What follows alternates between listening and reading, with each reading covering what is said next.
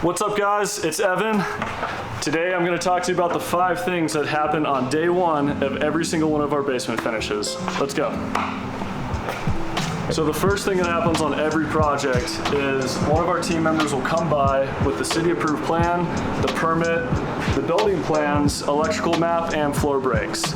The reason for this is we want our framers all the way through our finishing trades to have access to exactly what specifications they need to build to.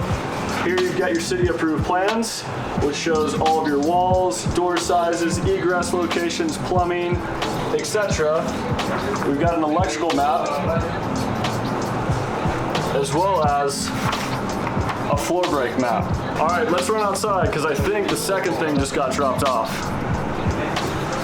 Looks like we just missed the drop off, but the second thing that happens on every project is a dumpster roll off is going to be delivered on your project.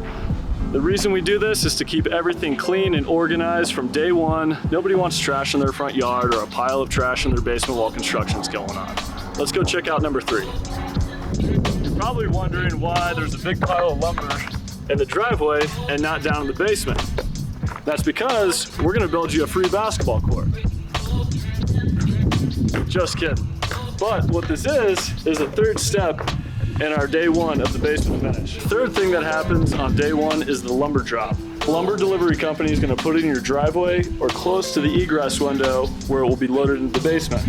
And don't worry, it's not going to stay here long. The framers load everything into the basement on the first day. Let's take a look at what's in the lumber pack.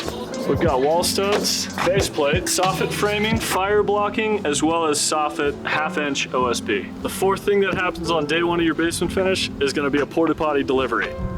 They're running a little late right now, so let's go check on framing. The 5th, final, and most exciting part of day 1 of your basement finish is frame start.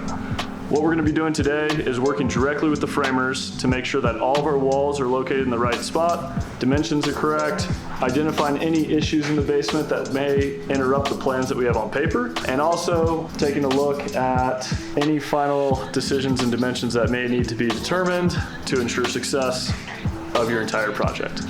Now that we've covered the 5 things that happen on day 1 on every single one of our basement finishes, we're going to wrap things up for the day. Now, join us for our next video where we're going to discuss everything that goes into framing a basement here in Colorado. Till next time.